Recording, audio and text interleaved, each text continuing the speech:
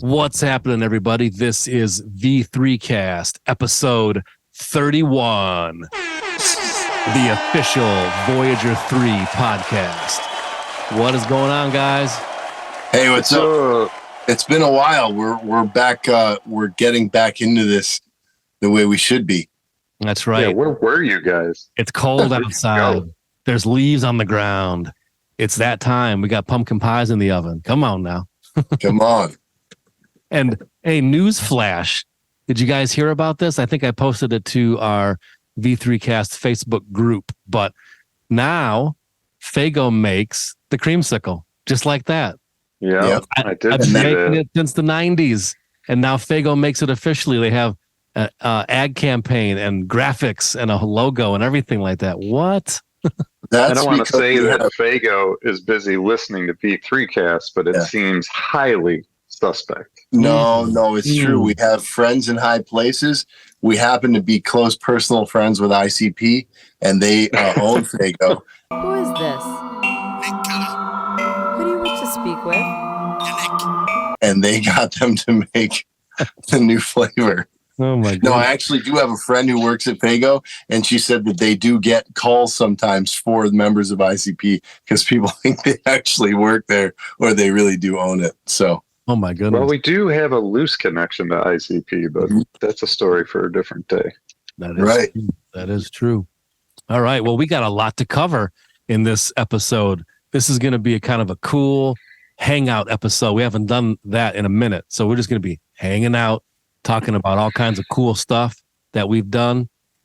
Mainly our headline topic, if you will, of this episode is sharing all of our cool summer and fall time concerts that we went to. Now, personally speaking for myself, I went to more concerts this year than I've gone to in probably about 5 or 6 years. And I know Aaron, I think you maybe broke a record, man. Yeah. Every few days. Aaron went to every concert that came through Detroit. He totally did.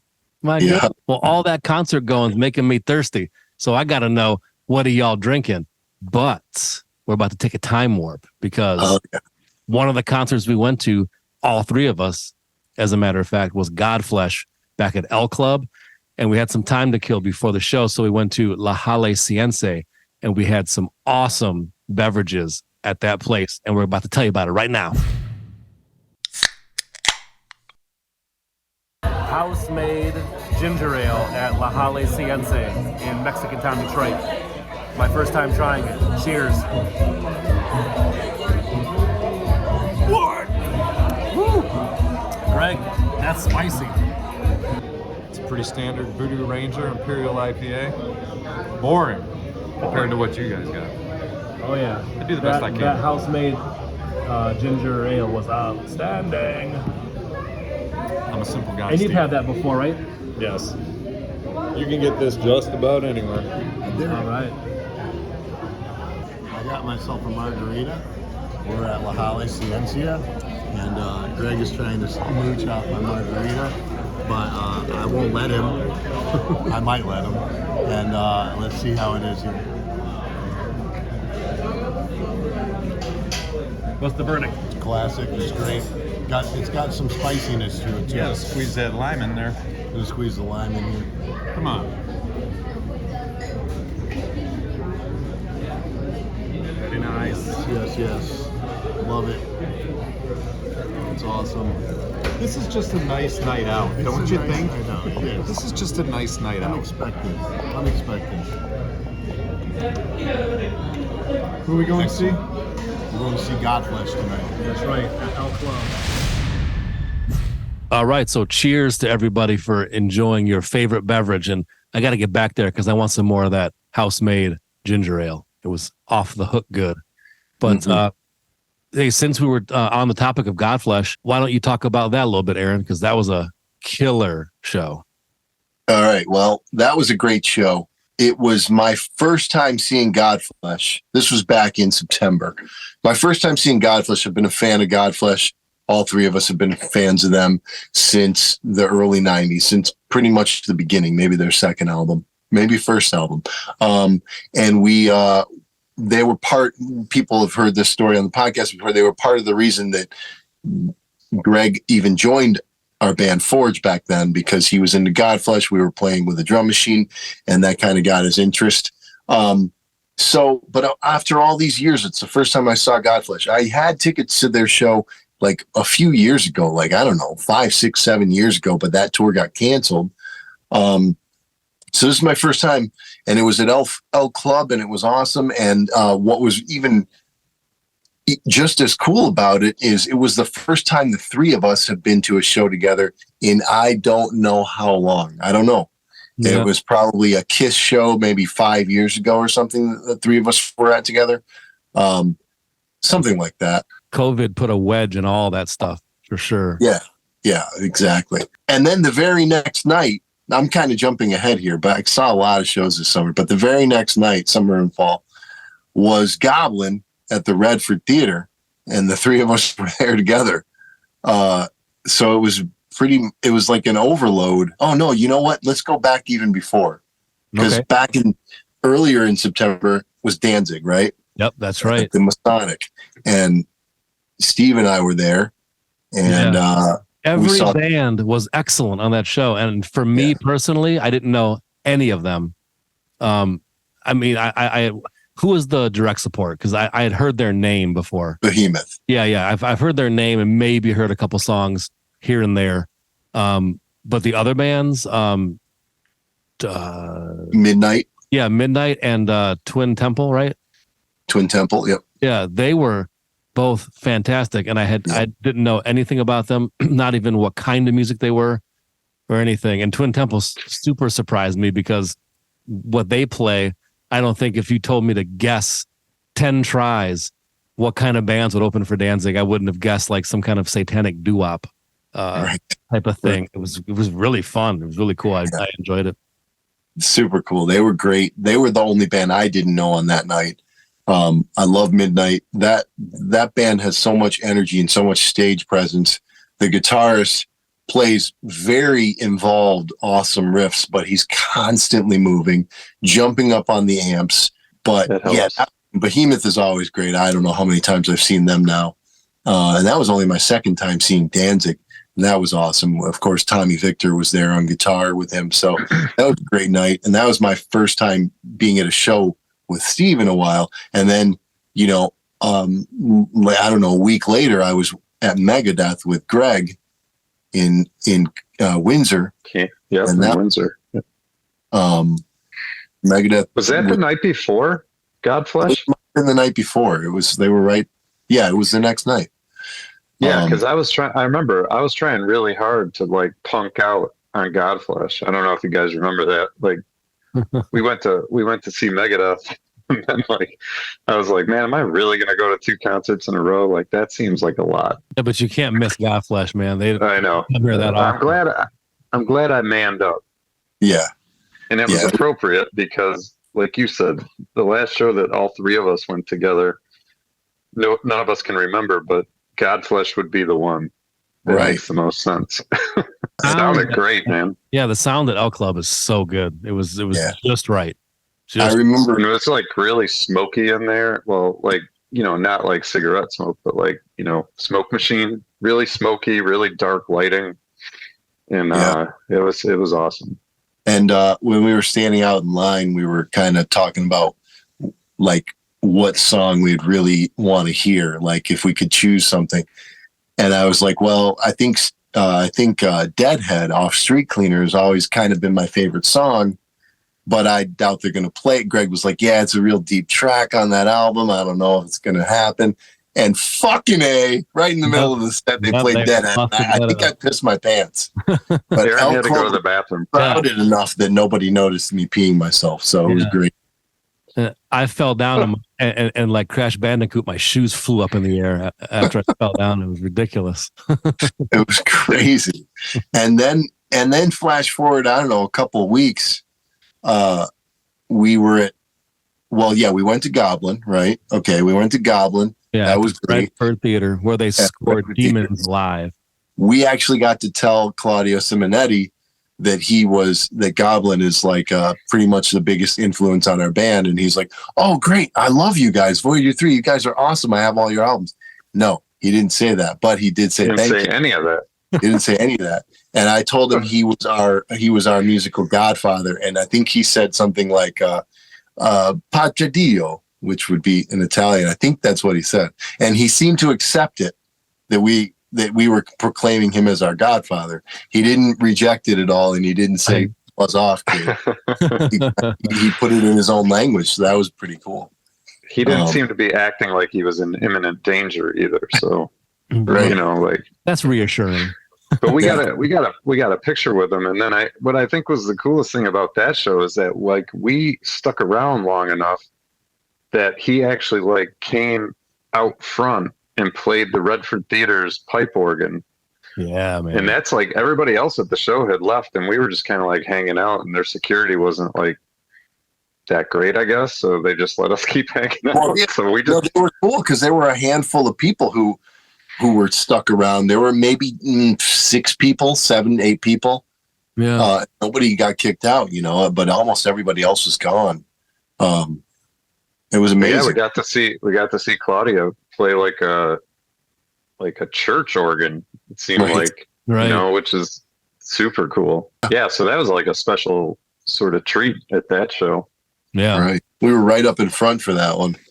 And then the very next night, this was a series of shows where either 2 or 3 of us were together. The very next night was Hellmouth, the triumphant return of Hellmouth to the Sanctuary. That's right. And all 3 of us were there again. And Steve actually got to open for them with a solo set. And that was awesome because as much as I love Hellmouth, I had never seen them before.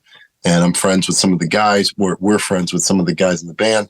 And so I finally got to see Hellmouth. So that was great. And all 3 of us were there. So it was like a whole chunk of shows where we were together.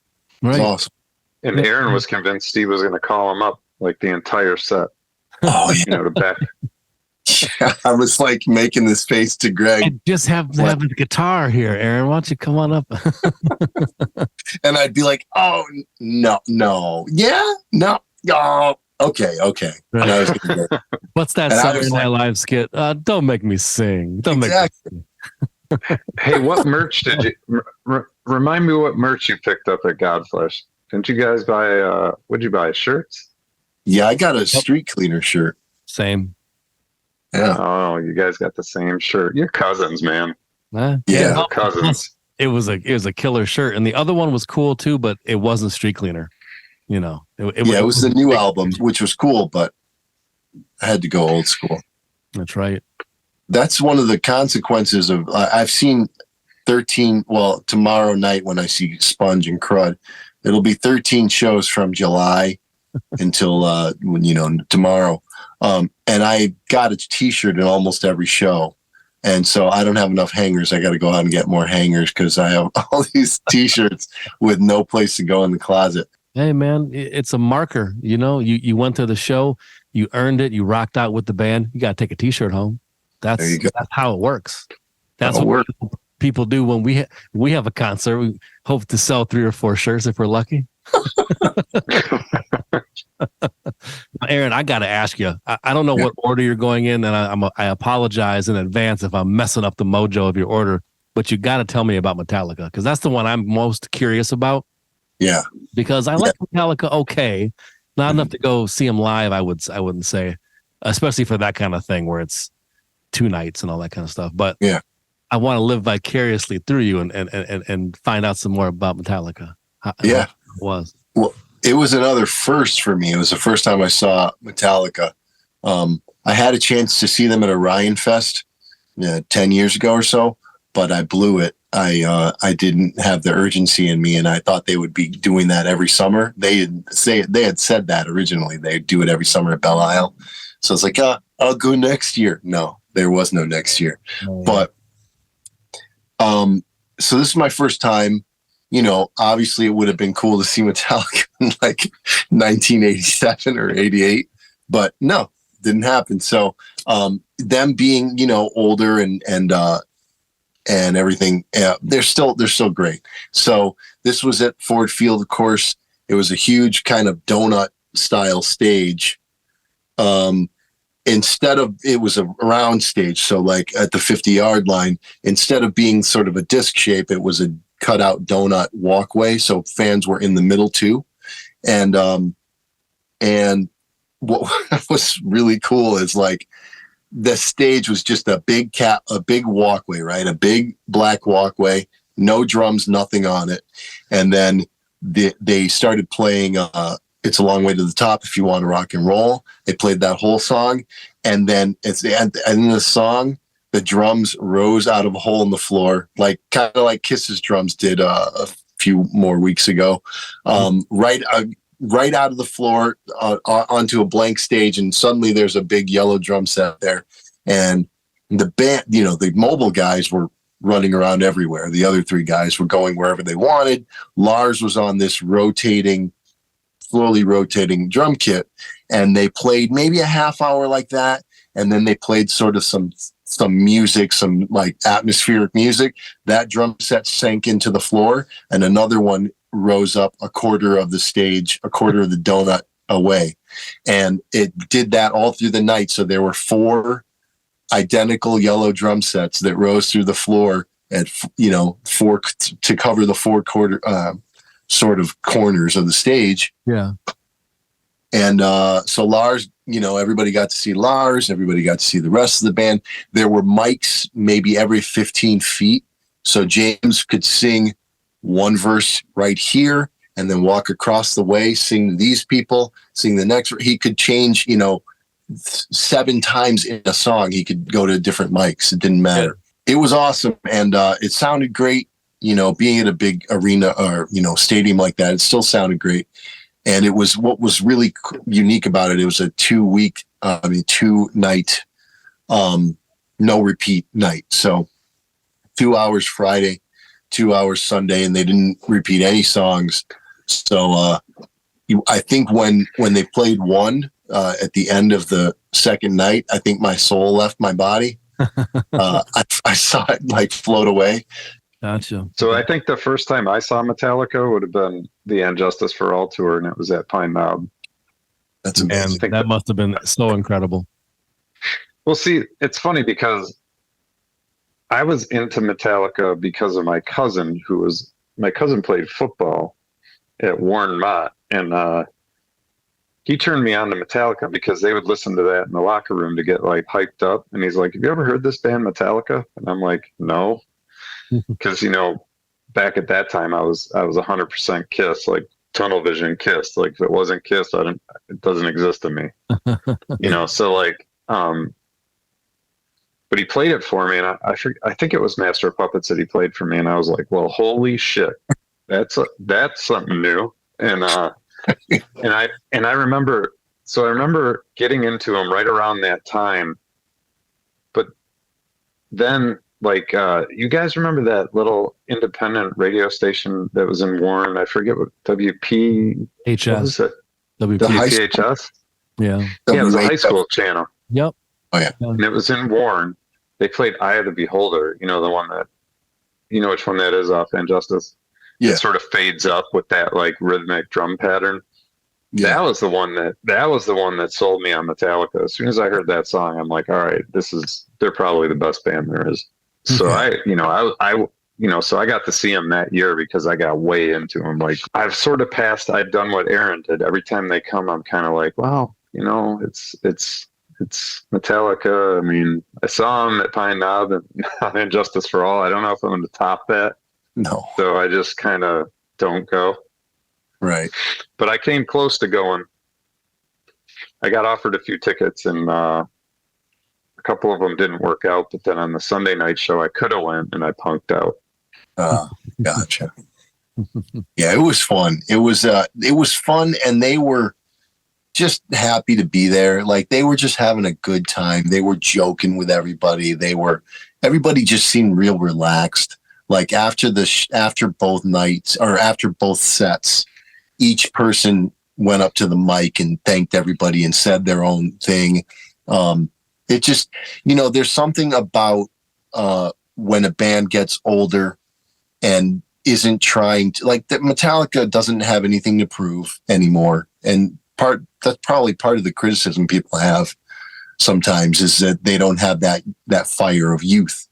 But whatever, dude, you know, they're still out there. They're still making music. They're still having fun. It's not going to be in any way as good as what it was in the 80s. It's not. Right. But I think I'd rather live in a world where they're still playing than that they're not playing, you know. Every single show I went to was incredible. Mm-hmm. The Godfelsh, the Danzig, Goblin, Hellmouth was outstanding. I mean, I had seen those guys, you know, many years earlier, like at the Magic Stick. I can't remember even what year that would have been. You know, maybe 2010 or 2008, maybe, you know, roughly that. And they were great then too. But to get like a refresher and see them at Sanctuary, which, by the way, I mean, they played like they never stopped, you know. Right. I agree. Here, I'll share a show. The day after my birthday this year, I went and saw Cynic at Sanctuary. Sold out show, was Atheist on the bill too, and two others that opened, but I didn't get there in time to see those guys. I just saw Atheist and Cynic, and I've loved Cynic since way back, because for those who don't know, the Death album Human had basically Cynic plus Chuck, of course, on that record, and Steve DiGiorgio was on there. He's not in Cynic, but Paul Masvidal and Sean Reinert were the drummer and the other guitar player on Human. So because I got introduced to those guys from Human, I went and bought the album Focus by Cynic, and I've loved it ever since. It's kind of like a progressive metal and jazz fusion at the same time. It's an incredible combination that I love. So I went and saw them. There's an incredible show, sold out. The staff is great. The sound is great. It's a tight ship at that venue. But no one talks about it to me, but I'm out of the loop probably. But that's a great venue, man. And he's getting metal shows. He's getting a lot of the metal, like the metal shows. Yeah, I think he is. I think that venue and him in particular, I think he does. People know. Like there's bands from out of town that are talking about the Sanctuary. So okay, good. Yeah, it's been coming up for a while. It's been a great time, and I'm sure there'll be a bunch of stuff next year. Oh, you're taking December off, are you? Well, I don't think there's any.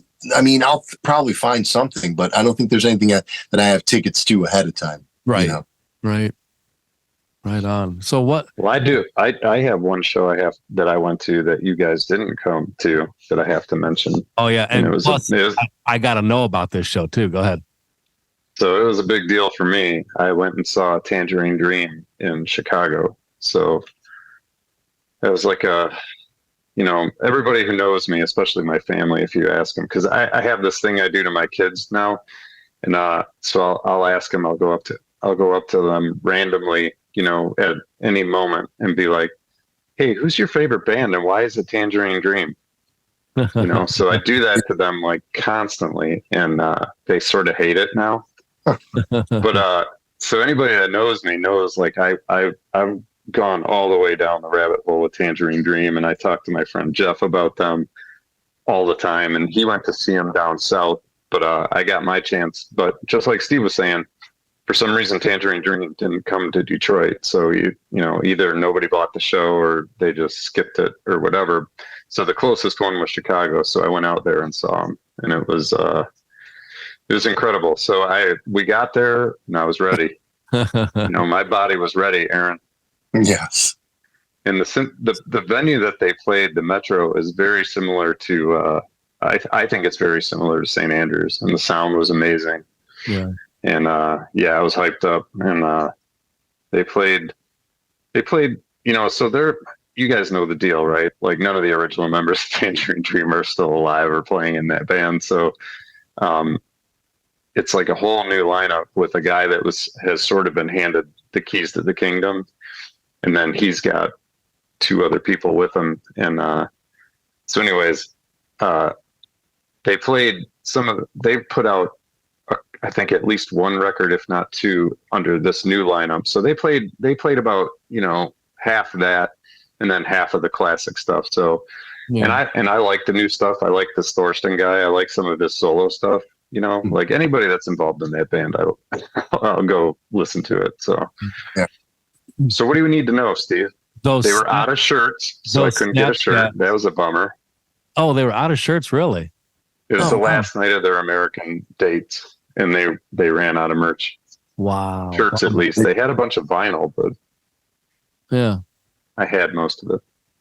Did they play the lead track off of Stratosphere? I think it's called Stratosphere. Did they play that track? I don't remember. Like I said, the IPAs were flowing. Right.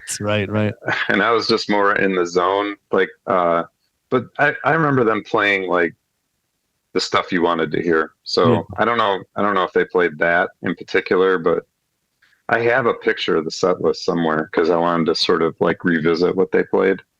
Yeah, definitely. But I know they played a few tracks off that ROM album, which is like the newer one. Yeah. And I think they played Love on a Real Train, because that's one of the bigger ones. That was from Risky Business. Well, that's right. But and those Snapchats you sent me sounded great. Like, yeah, there's a lot of bass happening for sure. Yeah, it was awesome. Very good, man. Yeah, so that's a highlight for your season for sure. Yeah, definitely. Oh man. And just going to Chicago, I got to go. I think I went to like no less than 3 or 4 record stores in Chicago. I met up with our friend Costa. He made me drink Malort. It's a whole thing. Oh yeah. Man, we haven't seen Costa in a while. I hope he can make it back. Well, I have, and he made me drink the most awful liquor there is. What's it called? Malort. I've never heard that name ever. I told you guys about it. It's the company that has that marketing that says, "'Cause tonight's the night you fight your dad." That's like how they market their liquor. It's like It's like Jägermeister, but even worse. God. Jeez. Wow. It's like a Chicago thing that they do to like tourists. I found out later. So like, if somebody visits Chicago, they make like Costa made me do a shot of Malort, and it's sort of like a thing you do to people. Yeah. It does not taste good, but it wasn't as bad as I thought it would be. It sounds disgusting. Like even the sound of it sounds like what do they call that? Where the word is like makes the sound of what you make when you do it. Onomatopoeia or I know what you're saying. Yeah, like palindrome or whatever it is.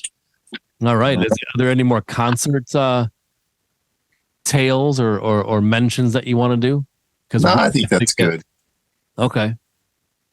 Because we have to get to the next segment, which in addition to concerts, we've been watching a lot of movies and or TV shows.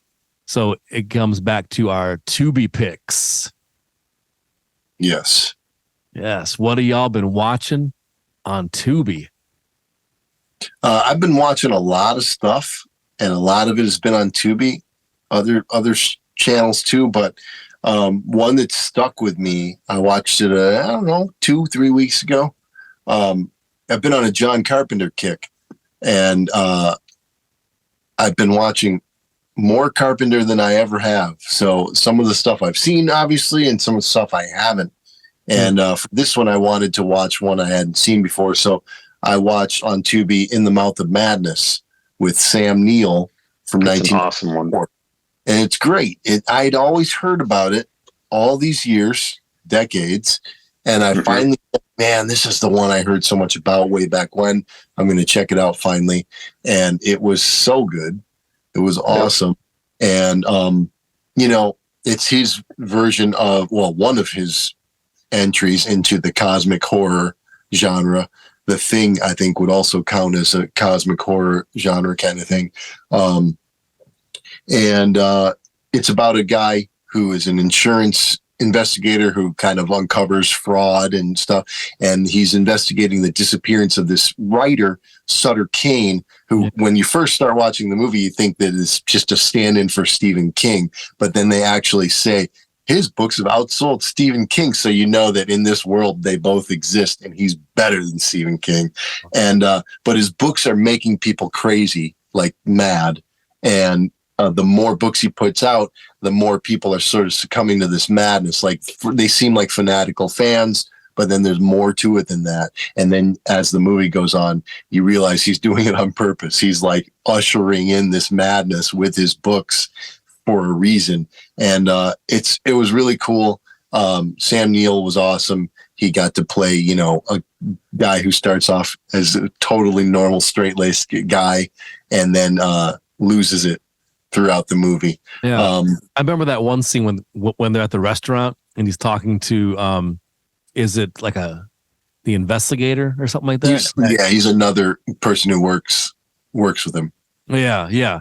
And the guy, like the crazy person's like starts breaking through the window or does break through the window and attacks him in the restaurant booth. I always remember that scene. That's cool. Yeah, it was cool. It was a fun movie, and I'm still watching a bunch of John Carpenter stuff. I'm kind of going through looking for the ones that I never saw. So yeah, I fired up. I was surprised that this was on Tubi because it seems like I wouldn't have expected it, but Mad Max Fury Road, and I had only seen that one time at the theater and then one time on the Blu-ray that I own. So I haven't seen it a lot, but I watched that, and I can't believe how good of a job that George Miller did on that film. It's right in line with all the other three. It's not like a big departure because it's so much time passed since Beyond Thunderdome. It's right there, and the chases are perfect. You know, he has that certain mojo when he's filming the car and chase scenes. Some of it is because it's sped up.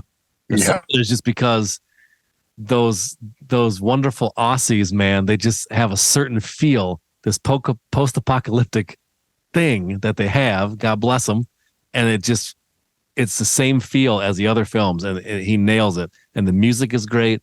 Tom Holkenborn did that score, who's Junkie XL. Some people might know him as that. Just killer. And how about the crazy mutant guitar player in front of the big stack of amps and everything as they're raging through the desert, killing people. It's so crazy, and it's done so well. So I was already so into that movie and just kind of melting in my seat. And then when the guitar player came out strapped to the front of that huge rig, I couldn't take it. Yeah, it's amazing. And then if you haven't seen it a lot, or if you didn't pick out everything, behind him are drummers, in case you didn't know that, like big, huge like kettle drum guys or whatever, like battle drums, you know. So it's they had the whole thing worked out. Loved it.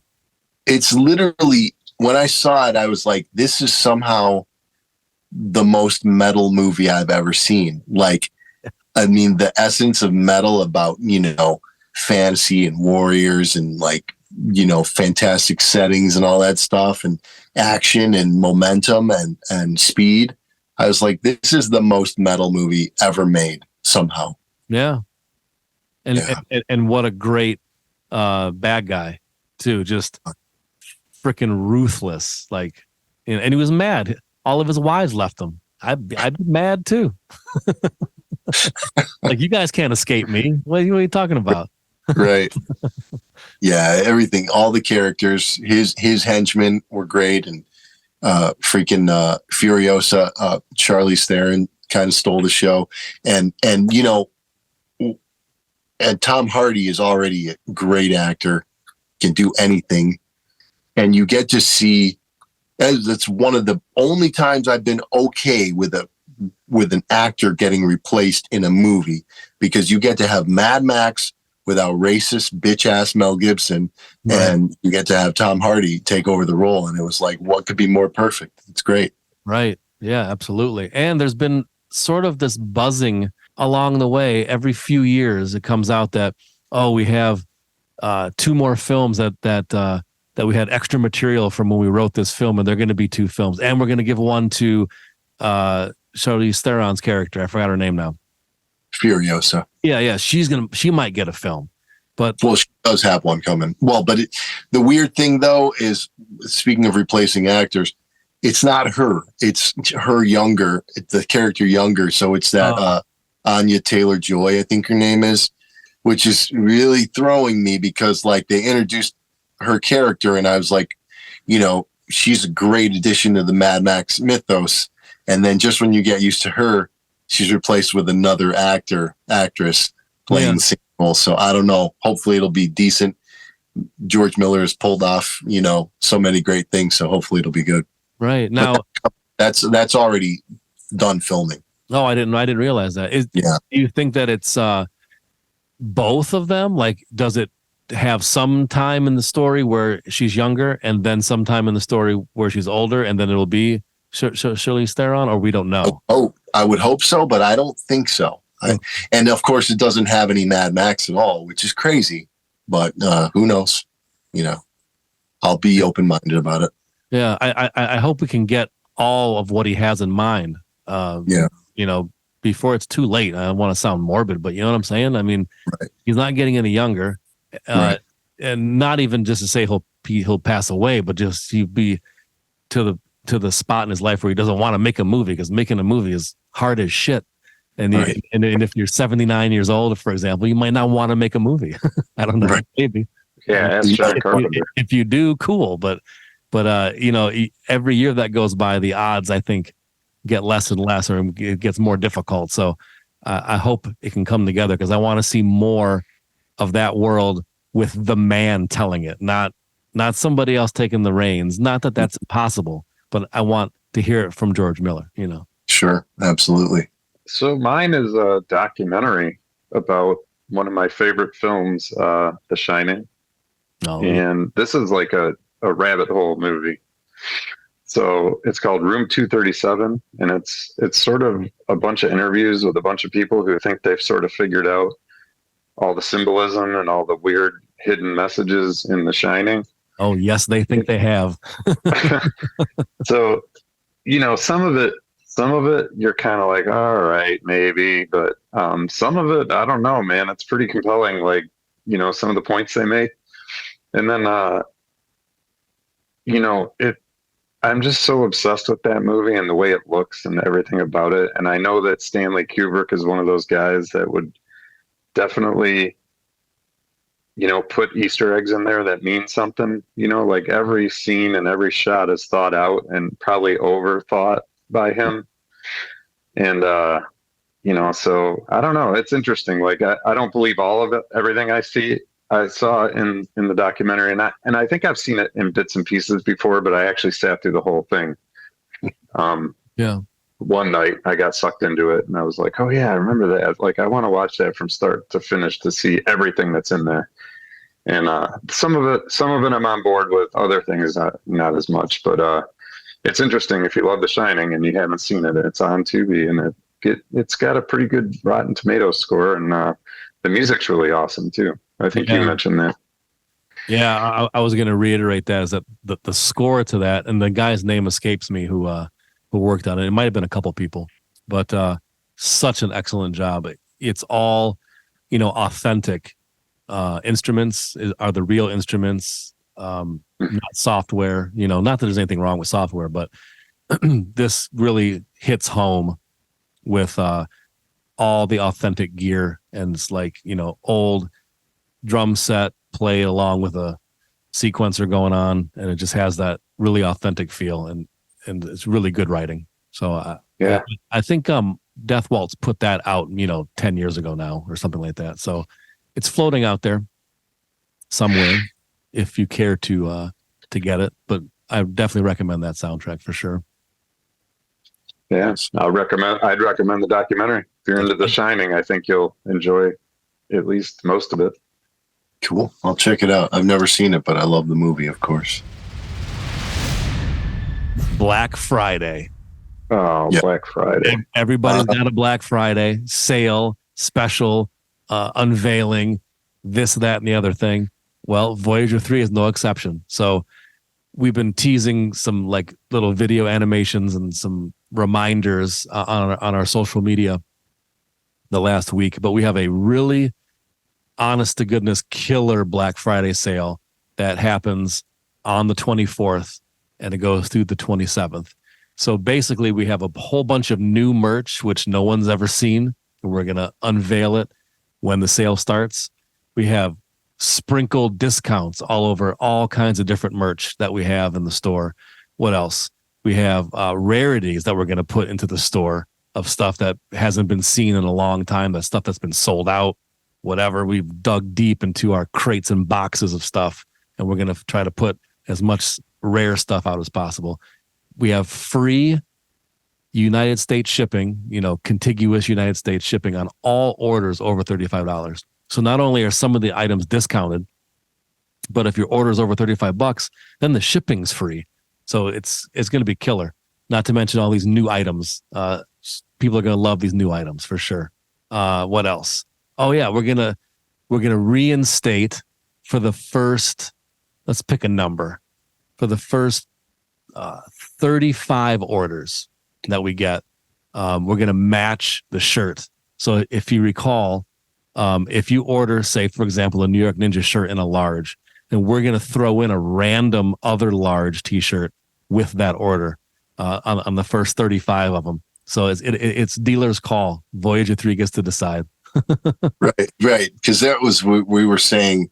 Because my idea was that we would throw in a random size shirt. Yeah, right. So like you order a large and we give you an extra small. Right. It's useless to me. Okay. We won't do that part, but it'll be a size match. Okay, I got it. Yes. I had a hard time with that concept a few months ago. So this is like, I can't think of a better, like if you're a fan of a band, you get hooked up, Yeah. If you think about, you buy a shirt from a band and they give you another shirt with it. That's incredible, so we're just trying to be we're a band for the people, Steve. That's right. We're a band for the people, and we're trying to get in on the Black Friday festiveness.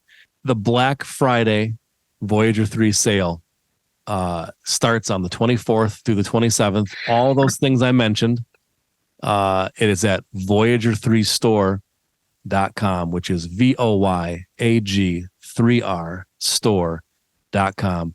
You don't want to miss it.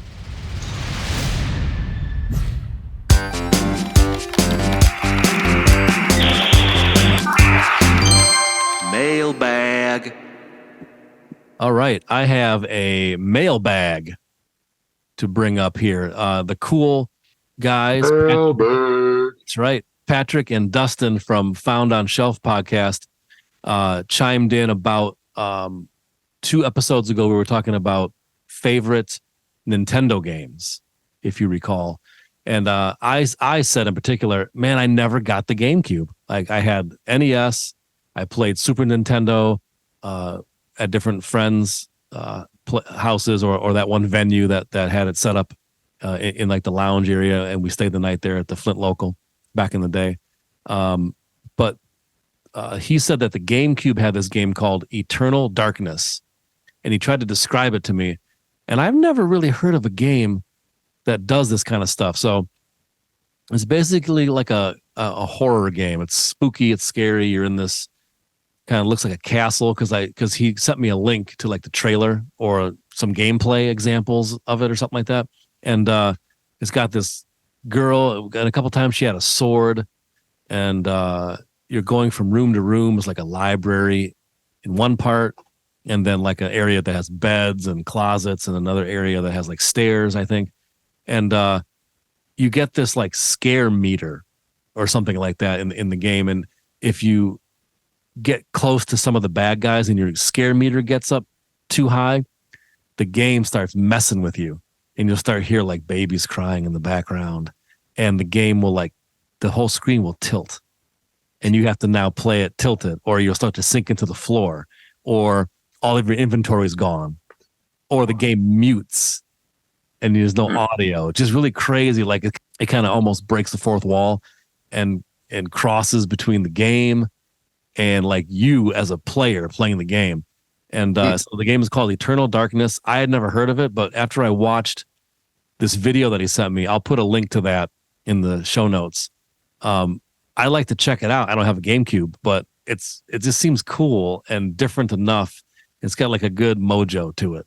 So if you like older, more obscure games, a lot of people do. I think you would want to check out Eternal Darkness. It seems really cool. So thanks, Patrick and Dustin, for that suggestion. And I'm gonna try to check it out if I can, or maybe I can find it on the computer or something like that, or maybe it's on Switch. You know how they have some of those classic games. Maybe who knows? Yeah, awesome. I like that title, Eternal Darkness. What's not to like about that? I know, Right. for sure. But I just like it how it like breaks. You're not just playing the game. Now it's like messing with you. And he was telling me about like how the game he was playing it, and he got to like one of the final bosses, and the sound went out, and he thought one of his friends was like sat on the remote or was goofing around and hit the button, but his friend said, "Dude, we don't have a remote for this TV." And he's like, "Oh my god!" So that's fun, man. I like that. Very cool. All right. One of our next topics is, since it's the season, we thought we'd mention Eli Roth's new film entitled Thanksgiving. I think it's out now. I think it's been out for 3 or 4 days. And most people probably know, but it comes from a spoof trailer that they did during 2007's Grindhouse. They had a handful of mock or fake trailers that they did sprinkled out throughout that film to kind of give you that sense of how films used to do back then. They'd have a whole bunch of trailers like before a film would start sometimes, or in the intermission of films back in like the drive-in days when there'd be an intermission and you could go get more popcorn, that sort of thing. So one of them was called Thanksgiving, and it was kind of outlandish, and it really gained attention, and people talked about that trailer in particular. So now, what is it, 16 years later, they've managed to make the film. And the trailer, it looks good to me. You know, the premise. Check it out. The bad guy's name, or the killer is called the Carver. I love it. It's getting good reviews.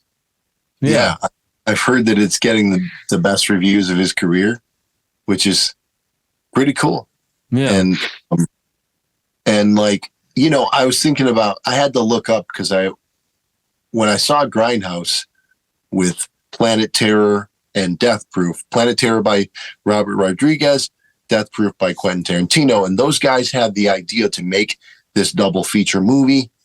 They kind of cut both movies down so they could show them together, and then they put the fake trailers in.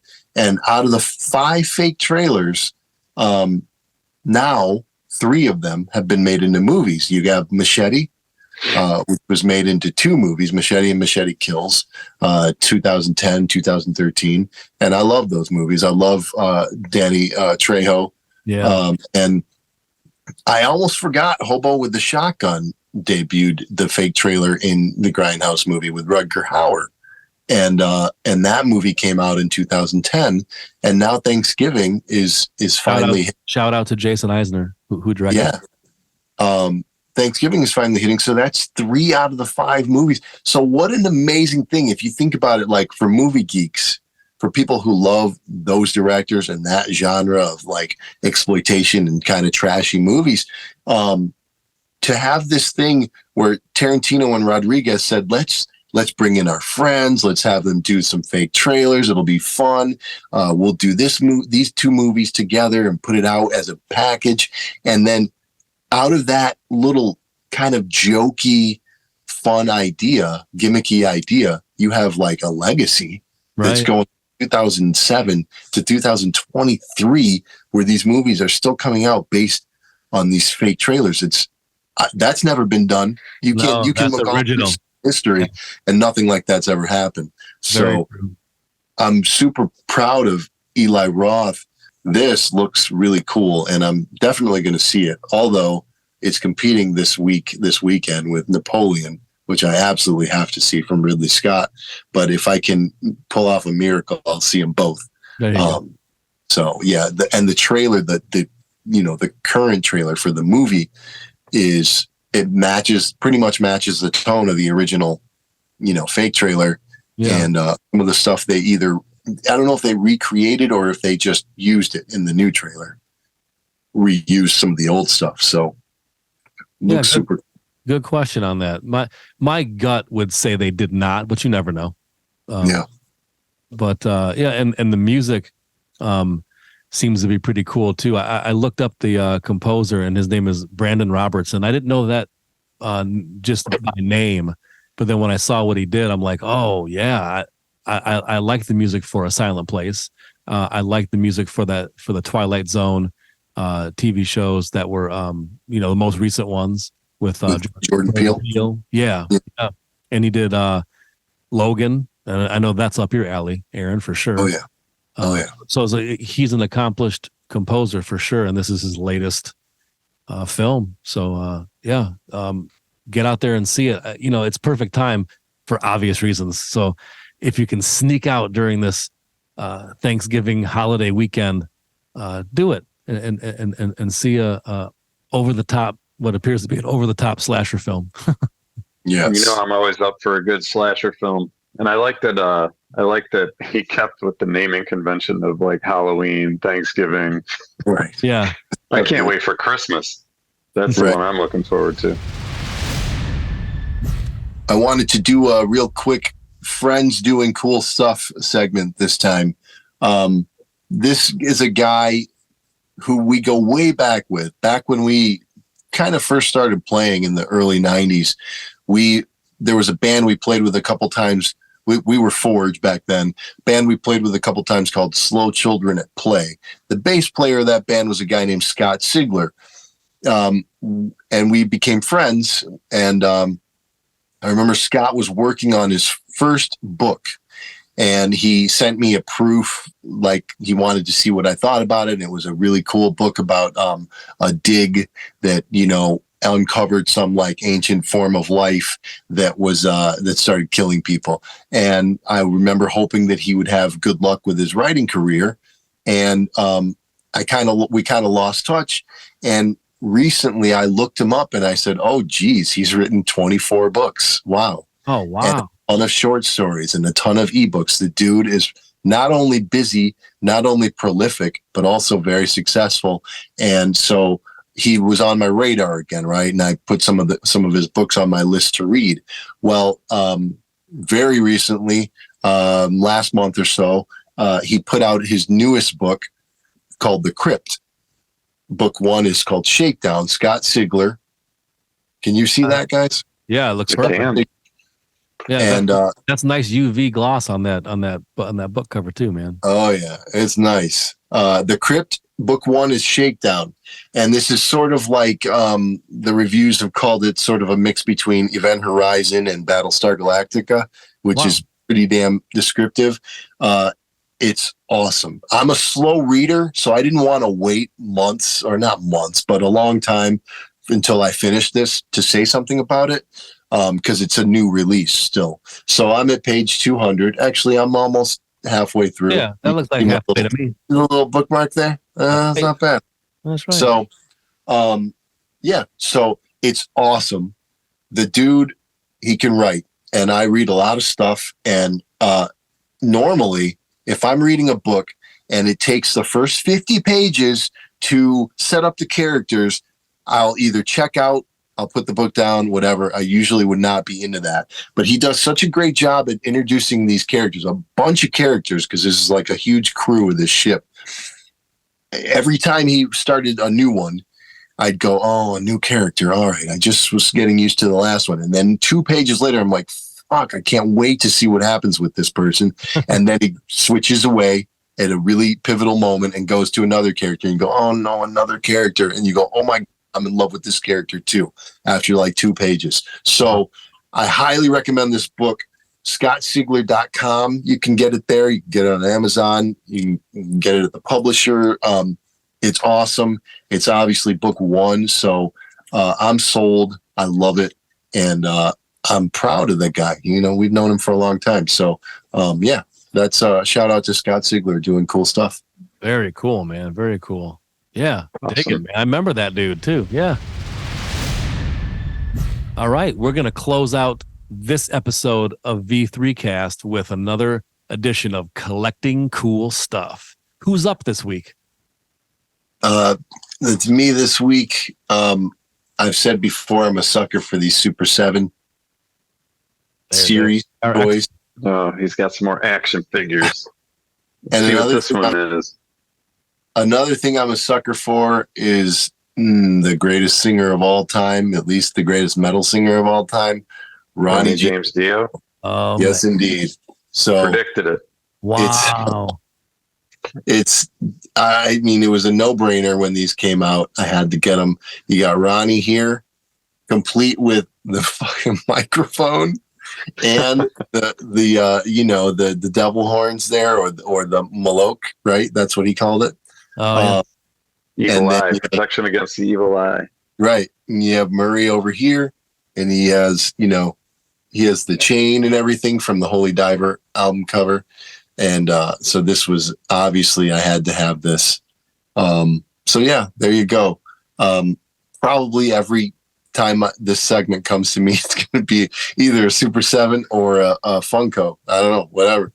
That's something I like. I very much enjoy it. So there you go. You got Ronnie James Dio, the best. Best. Well, at least I didn't have to find the other one at Target for you. But I know if you needed it, you would have. Right. That's the thing. But Aaron would have texted you when you were already in the parking lot. That's the only catch. Yeah, I would have had to go back in. Oh, Jesus. All right. Hold on. I'm going to go back in. That's right. I'll get it. Did you go to the same cashier? Yeah, and had to explain that. Like, did. what happened is my friend here. I play in a band with him too, and he. So you're gonna have to check that bag in. He needed that just come third back in here with that bag. Oh my God! All right, fellas. Well, this has been a fantastic V3 cast. So, in the comments, let us know what you saw this summer, concert-wise, summer and fall. What were some cool shows that you saw? What are some bands that you're looking forward to seeing even? And let us know if you've seen Thanksgiving or if you plan to see it in the next few days. And don't forget about the Voyager 3 Black Friday sale happening the November 24th through 27 at voyag3rstore.com. All kinds of new merch, all kinds of deals, specials, bonuses, surprises, and discounts. And did I say new merch again? I got to really hit that new merch. By the way, there's new V3 Cast merch as well, not just the band, and a whole bunch of fun stuff coming up. So make sure to drop by the Voyager 3 store. And until next time, have a great Thanksgiving.